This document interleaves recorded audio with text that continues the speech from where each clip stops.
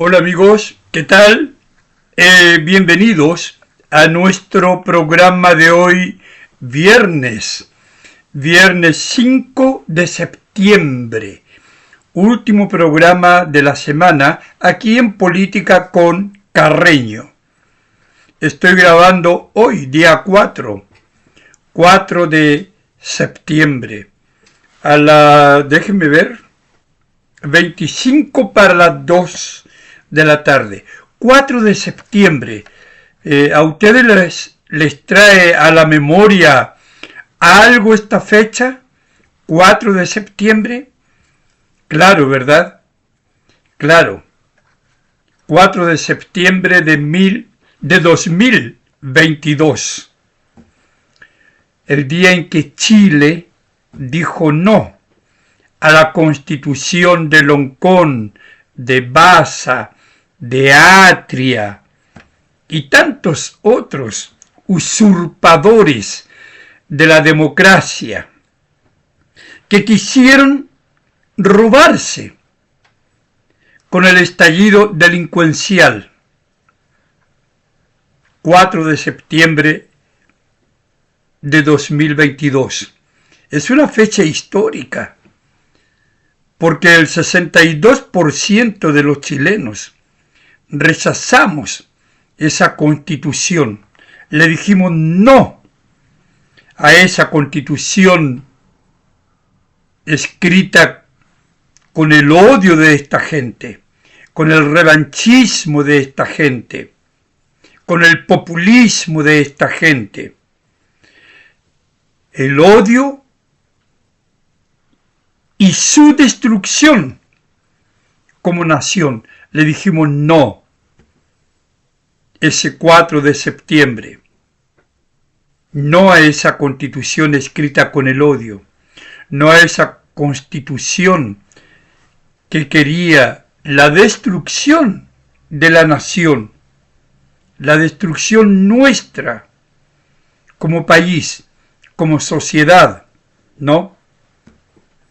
A manos de gente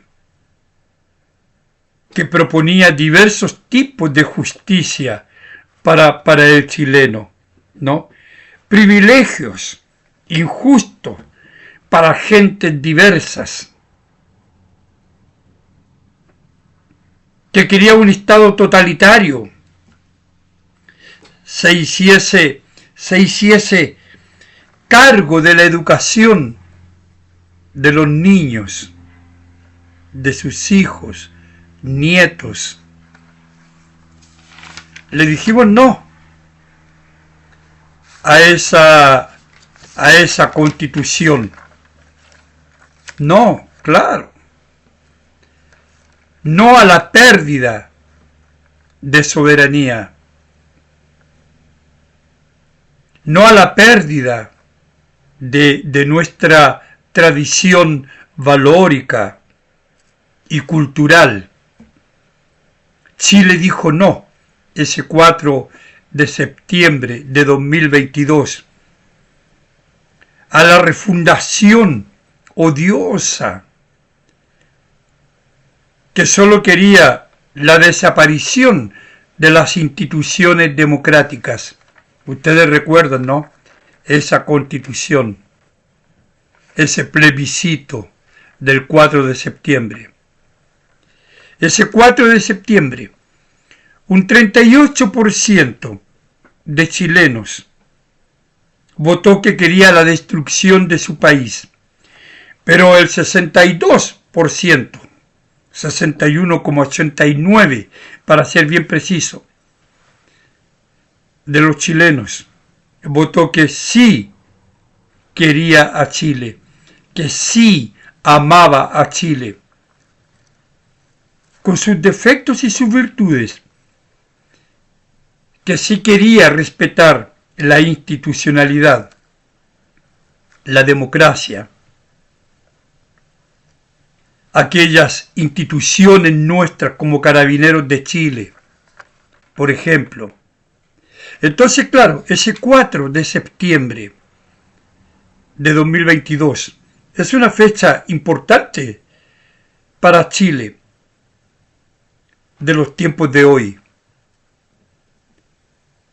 porque evitamos caer en manos de esta gente despreciable por sus principios, despreciable por querer refundar el país, despreciable por ignorar lo que es nuestra cultura, nuestros símbolos patrios, despreciable por querer separar a Chile, destruirlo, después de que ya lo habían vandalizado. Entonces, es una fecha para estar contentos.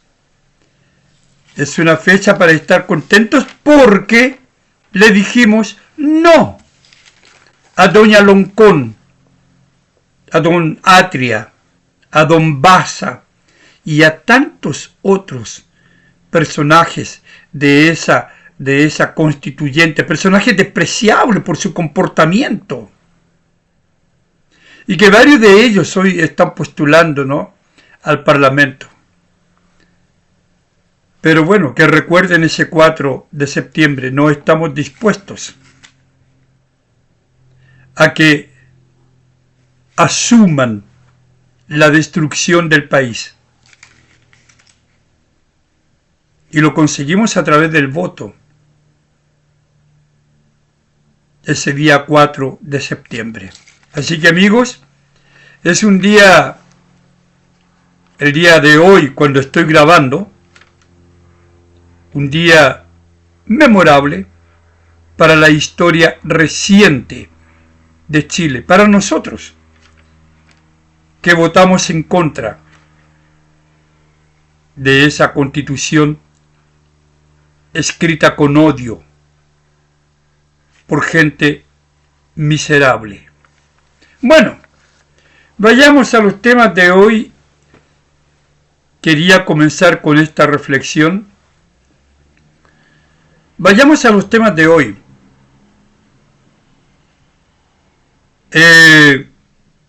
Hace tiempo que no hablamos de su excelencia. Hoy hablaremos de él. Boric y la moneda, ¿no? Hablaremos de él. Hablaremos de el fracaso de las negociaciones respecto de la megatoma de San Antonio, un tema bien importante que envuelve a miles de familias y que, bueno, en año de elecciones es malo para el gobierno, ¿no? Vamos a hablar profundamente sobre eso. Claro. Y bueno, y el PC que se reúne, ¿no? Se reunió. Yo había informado sobre esto. Había comentado algunas cosas.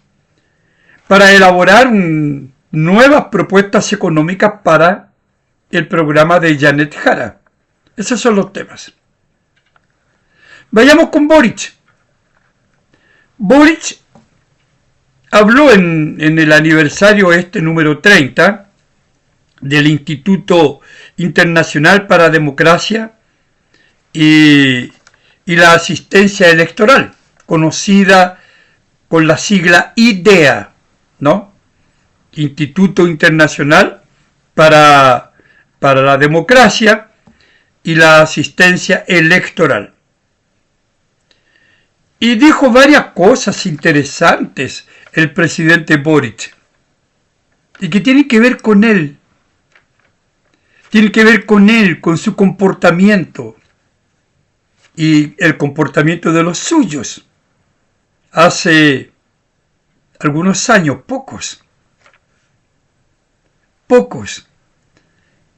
A propósito del 4 de septiembre y un poquito antes de ese 4 de septiembre de 2022, ¿no? Bueno, dijo que hoy día, ¿no?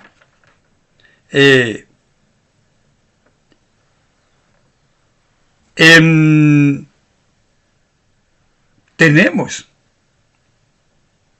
que apuntar, dijo, con el dedo a las fuerzas que cuestionan y amenazan la democracia. Tenemos que apuntar con el dedo a las fuerzas que cuestionan y amenazan la democracia. Hoy día, ¿no?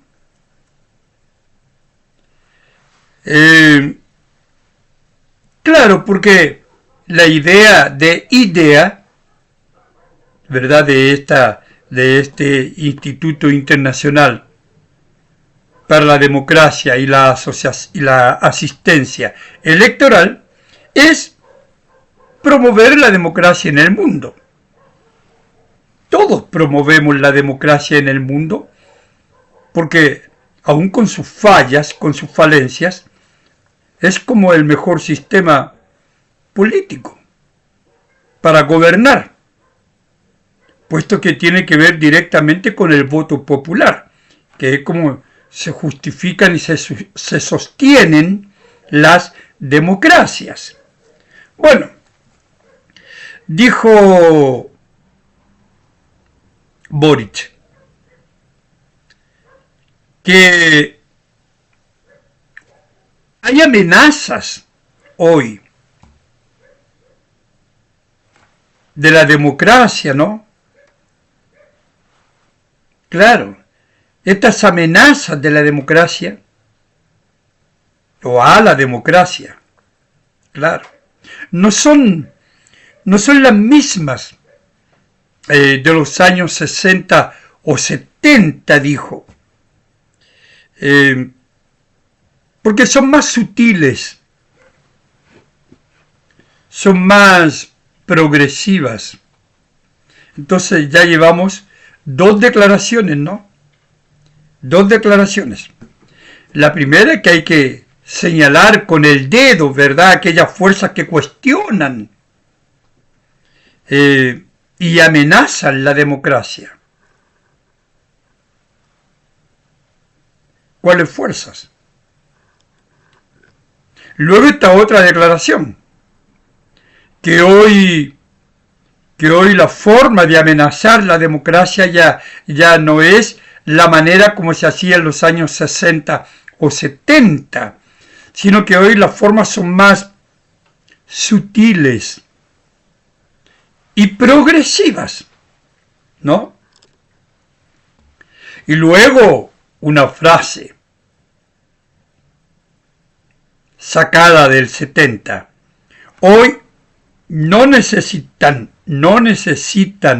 bombardear, dijo, el Palacio de Gobierno para suspender la democracia.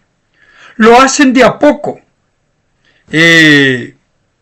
Tanto quienes afirman ser de izquierda como de derecha. Lo hacen de a poco. Tanto quienes afirman ser de izquierda o de derecha. Palabras del presidente Boric, ¿no? Estoy allá en el GAM, ahí en la Alameda al llegar a Plaza Italia, ¿no?, donde se realizó este evento. Ahora, ¿por qué yo dije que estas declaraciones tienen que ver con él y con los suyos? Porque yo espero, ¿no?, que el presidente Boric, cuando sea oposición, ahora, dentro de poco, recuerde estas palabras y las practique, ¿no? Claro, las practique desde la perspectiva de la democracia, que recuerde esto que está diciendo. Esto es señalar a aquellos que amenazan la democracia, a aquellos que cuestionan la democracia. Que recuerde que hoy no es necesario bombardear el Palacio de Gobierno, porque hay procedimientos más sutiles y progresivos. Que recuerde todo esto. Que recuerde que hace 4 o 5 años, él, el ahora presidente de la República y ayer diputado de la República, él y los suyos utilizaron estos procedimientos más sutiles y progresivos para amenazar la democracia, para suspender la democracia, porque estuvieron a minutos, como dijo Sergio Mico, de entrar a la Moneda y derrocar al presidente Sebastián Piñera. ¿Lo recuerda usted, presidente Boric, ahora, no? Porque usted fue uno de los que anduvo en la calle, junto con muchísimos de los que hoy gobiernan con usted, azuzando a los delincuentes de la primera línea. ¿Para qué? Para derrocar al gobierno legítimamente constituido. O sea, para suspender la democracia, usando su propia terminología. Entonces, presidente Gabriel Boric, estas palabras que usted dijo en este evento, en el GAM, a propósito del aniversario número 30 del Instituto Internacional para la Democracia y Asistencia Electoral, estas palabras suyas, no sé si le trajeron a la memoria lo que usted hizo hace 4 o 5 años. Octubre, ¿recuerda?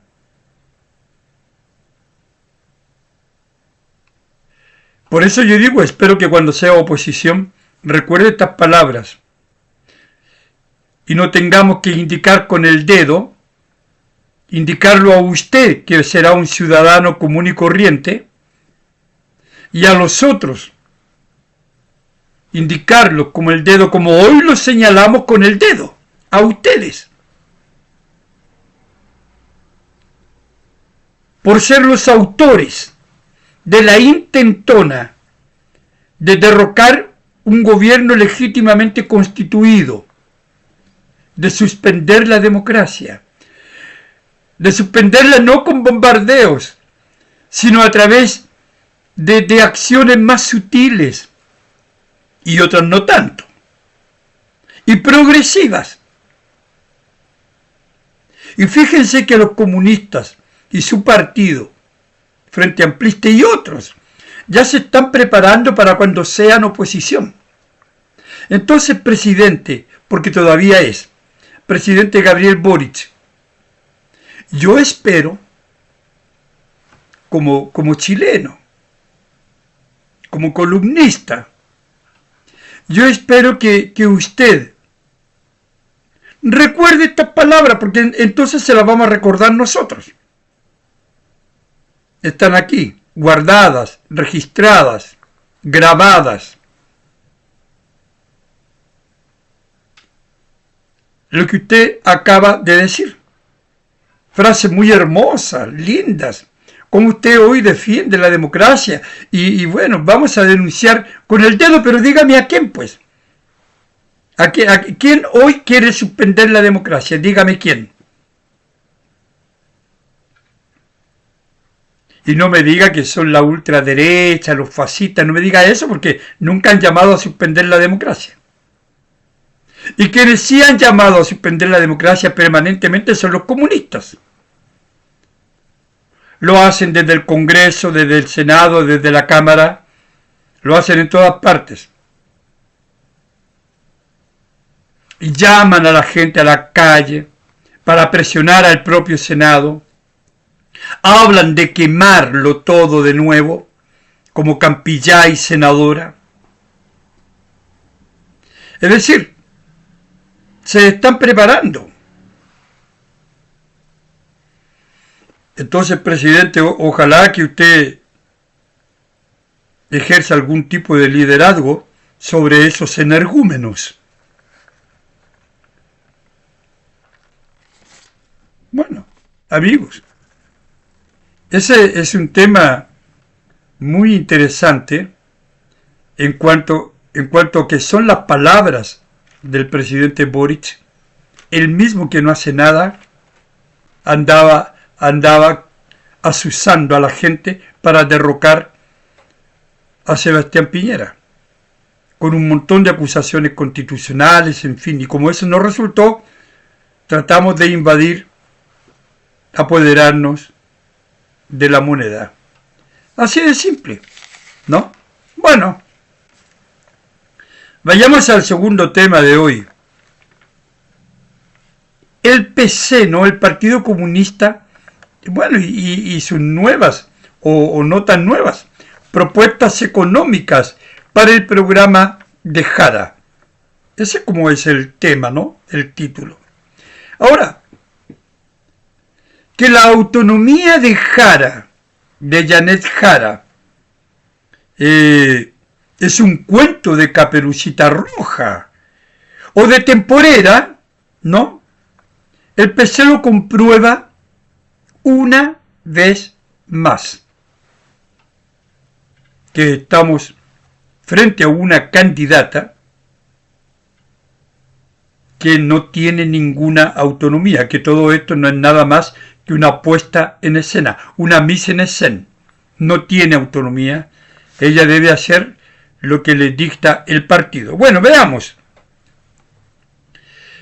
Hoy día jueves, ¿verdad? Cuando yo estoy grabando, se reúne la comisión política del Partido Comunista. Y esta comisión política va a abordar, ¿no? Lo que Lautaro Carmona llama los contenidos, las formulaciones en realidad. Lautaro Carmona llama las formulaciones. ¿Qué son estos contenidos en realidad? Para el programa de Janet Jara, estas formulaciones que son las que ellos desean, claro, para el programa de Janet Jara, una militante comunista desde los 14 años. O sea, esto es toda una vida, ¿no? Entonces se reúne. Bueno, ¿qué ha pasado? Que se ha solicitado, se le ha pedido a la gente del Partido Comunista, que no forma parte del comando de Janet Jara, ¿no? Que redacte estas nuevas formulaciones.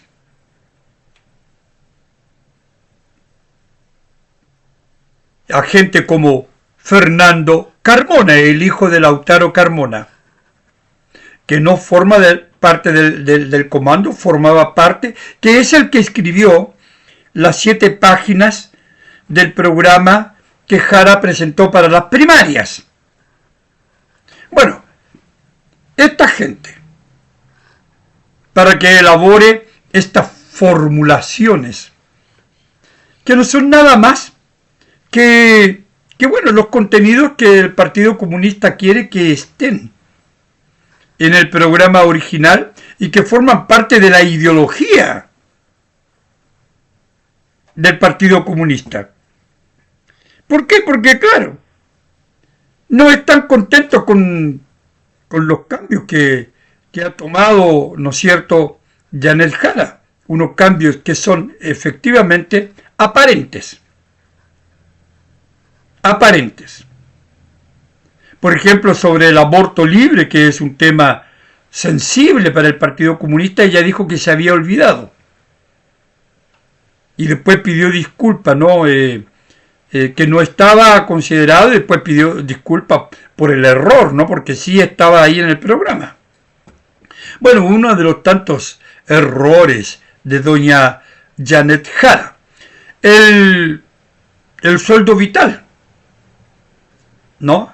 Es otro de los temas sensibles para el Partido Comunista. Y claro, ahora se llama ingreso vital. Ese sueldo vital, el salario vital, ahora se llama ingreso vital.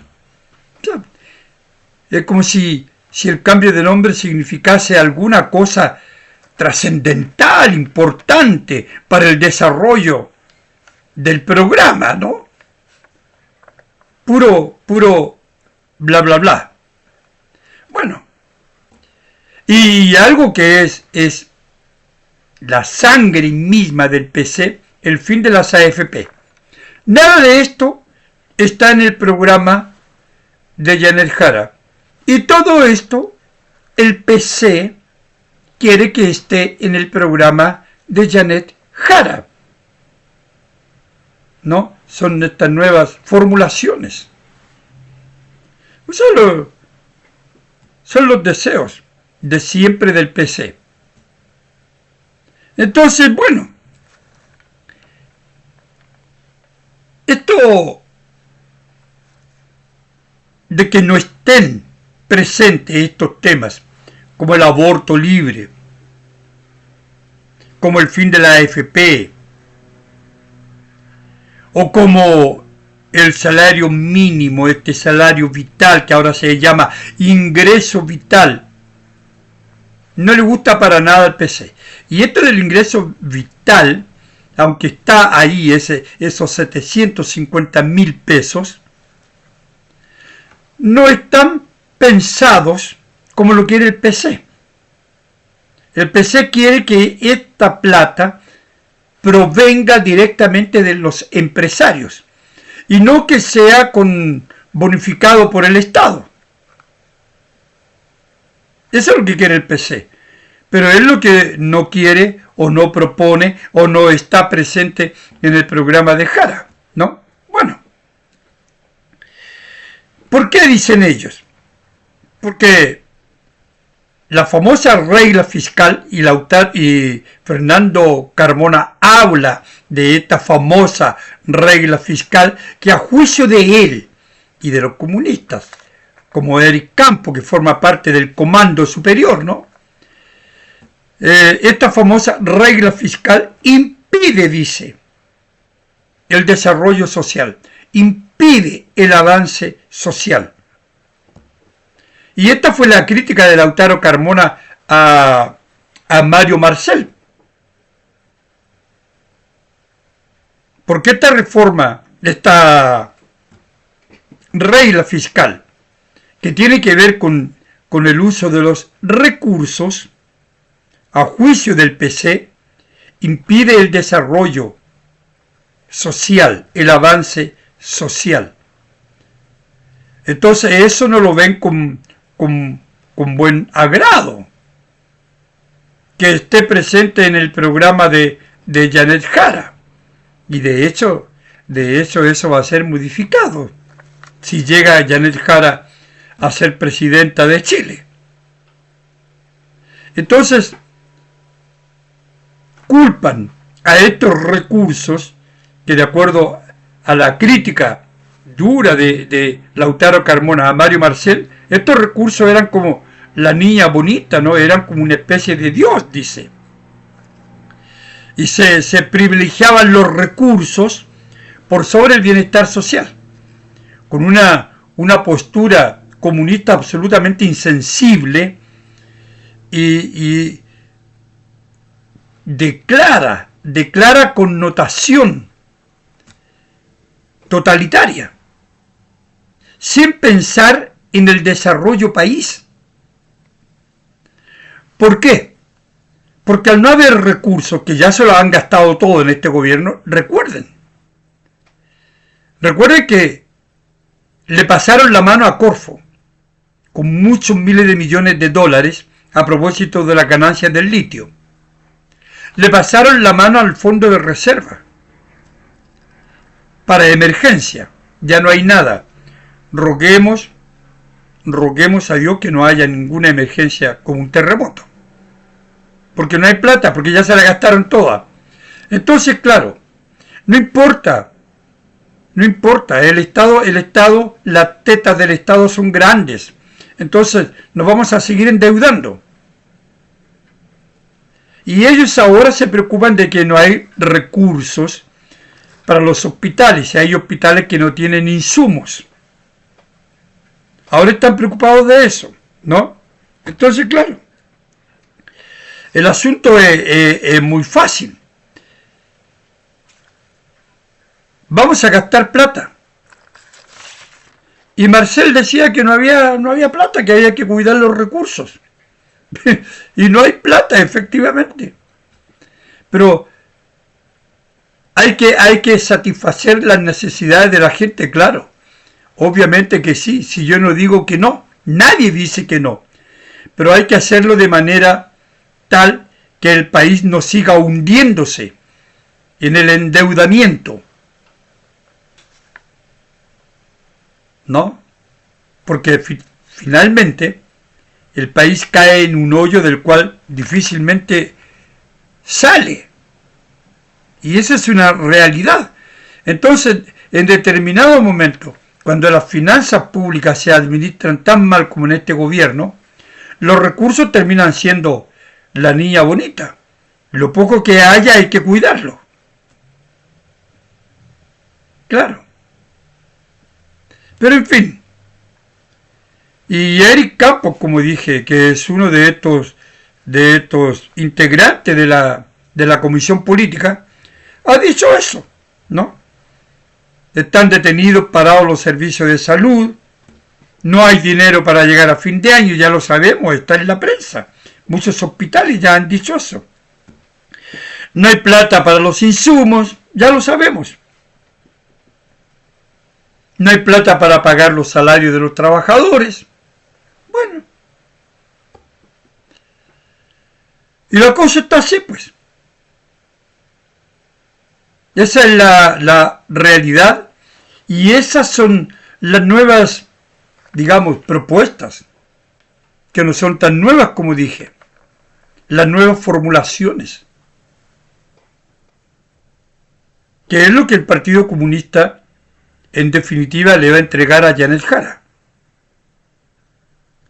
Estos temas que para ellos son la esencia, fin de las AFP, que además el no fin de las AFP es uno de los acuerdos logrados en esta reforma previsional. Ese es uno de los temas sensibles para el PC. El salario vital, ingreso ahora vital de 750.000 pesos, pero a cargo del empresario, no con bonificación del Estado. El aborto libre, por respeto, dicen, al derecho de la mujer. Yo no sé si la mujer pierde el derecho o pierde sus derechos por tener aborto libre o por no tener aborto libre. Si ya tenemos el aborto en 3 causales, que me parecen legítimos. No, pero ellos quieren aborto libre, con todas las consecuencias sociales, morales, económicas que esto significa. Entonces, claro, hay una pugna fuerte, pero el PC va a terminar colocando estas medidas, reinstalándolas en el programa ese que de 7 páginas escrito por Fernando Carmona. ¿Y qué dijo Jara a todo esto? No, Jara dice que bueno, ella se siente muy contenta, dice, con la agenda que tiene, ¿no? y que su agenda no la definen los empresarios, como se la definen a otros candidatos, dice, ¿no? Claro. Y que bueno, ella siente que todos los candidatos, dice, deben pensar en estos términos, que sus candidaturas no las definan los empresarios. Yo creo que el empresario, como portadores del dinero de un país, tienen algo que decir respecto de cómo va a funcionar la economía del país. Por cierto, no tienen que interferir en la marcha de las determinaciones políticas, pero sí tiene derecho a decir, mire, nosotros aportamos el dinero y somos los encargados del desarrollo del país. Y a mí, por más que me moleste o no me moleste, es una realidad. El Estado no solo genera gastos, no genera desarrollo. El desarrollo que genera el Estado depende de los ingresos que el Estado tenga. El desarrollo social, económico, cultural. Y esos ingresos que el Estado tiene son tributos que se recogen a través de los impuestos y a través de lo que las empresas producen, generan con sus inversiones.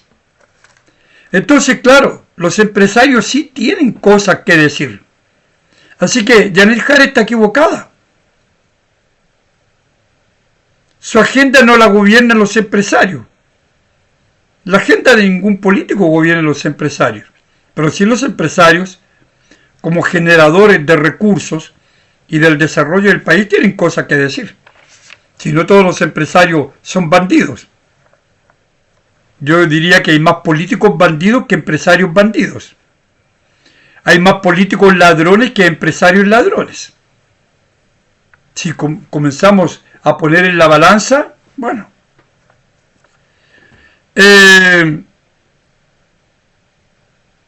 Pero de una cosa estoy cierto.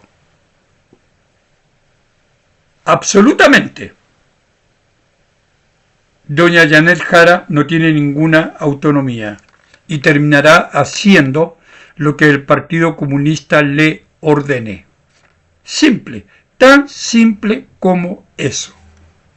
Ella no va a aceptar ahora y no lo va a admitir, pero si es presidenta, olvídense.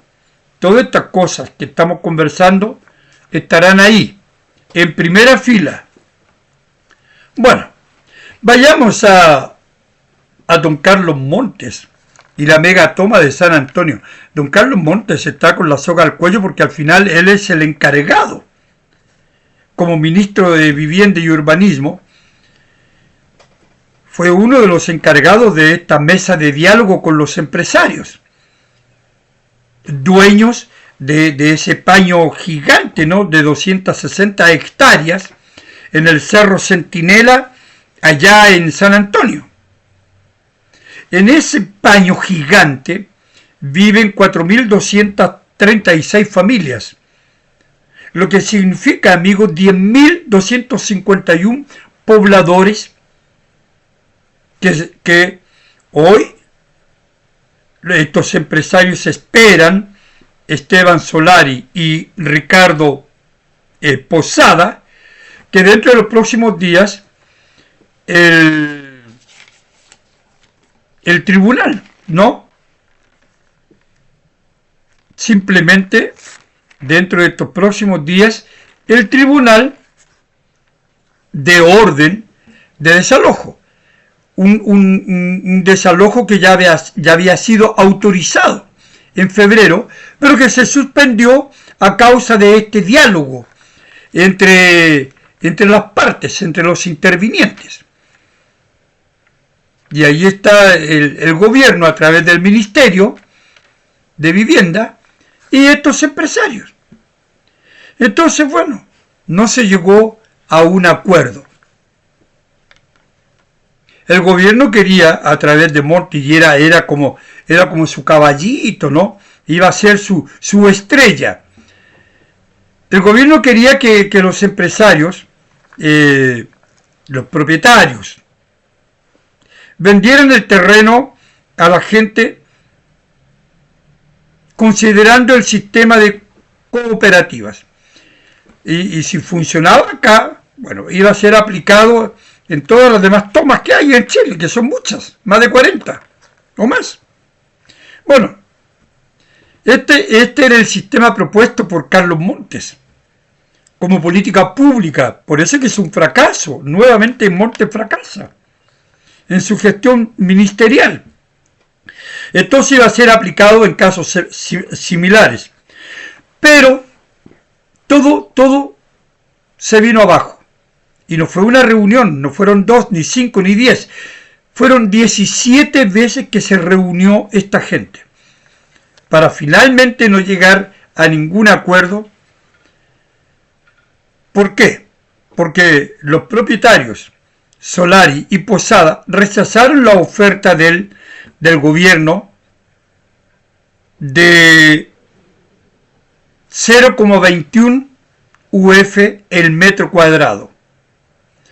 Y Posada y Solari pedían 0,4 UF el metro cuadrado. Y además una garantía de Banco Estado. Claro. Porque así funcionan los negocios. Siempre hay un banco que se hace responsable de la deuda en caso de.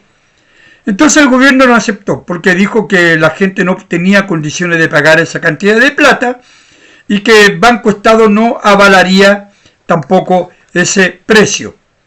Bueno, los propietarios dijeron, no, entonces no hay negociación, se termina esto y ahora viene el desalojo. Tan simple como eso. Un desalojo que, como dije, estaba suspendido por la Corte de Apelaciones de Valparaíso, ¿no? Y ahora tendrá que dar la orden, pues. Y eso va a provocar un problema serio para el gobierno en año electoral, ¿no? Porque la región de Valparaíso tiene un alto padrón electoral. Son muchos votos. Y bueno, debe aplicarse la ley, pues, a través del Ministerio del Interior. Ya fracasó el Ministerio de Vivienda y Urbanismo, con Montes a la cabeza, no hay negociación. Y por lo tanto el Ministerio del Interior tendrá que manifestarse y la Corte esta de Apelaciones de Valparaíso dar la orden que estaba suspendida, como dije, en febrero, desde febrero, por causa de estas negociaciones. El problema es cierto, claro. Es para el gobierno, es serio. Ahora el gobierno culpa a los propietarios, porque dice, bueno, ellos tienen el pleno derecho de no participar de la negociación. Pero bueno, podrían tener un poquito de consideración, dadas las circunstancias, dice el gobierno, ¿no? Un poquito de buena voluntad para llegar a acuerdos. Y luego dice, nuestro ministerio ha propuesto alternativas técnicamente justificadas para viabilizar un acuerdo sobre este tema, ¿no? Un acuerdo y solucionar el problema. Pero bueno, dice que esto no se llevó a cabo. ¿Por qué? Porque no hubo participación, dice, de estos propietarios. Se negaron a presentar otras opciones, se negaron a presentar otras propuestas, lo que impidió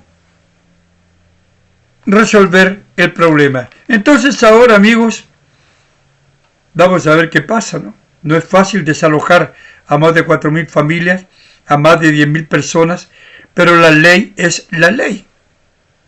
No se llegó a un acuerdo y bueno, el gobierno tendrá que sufrir las consecuencias.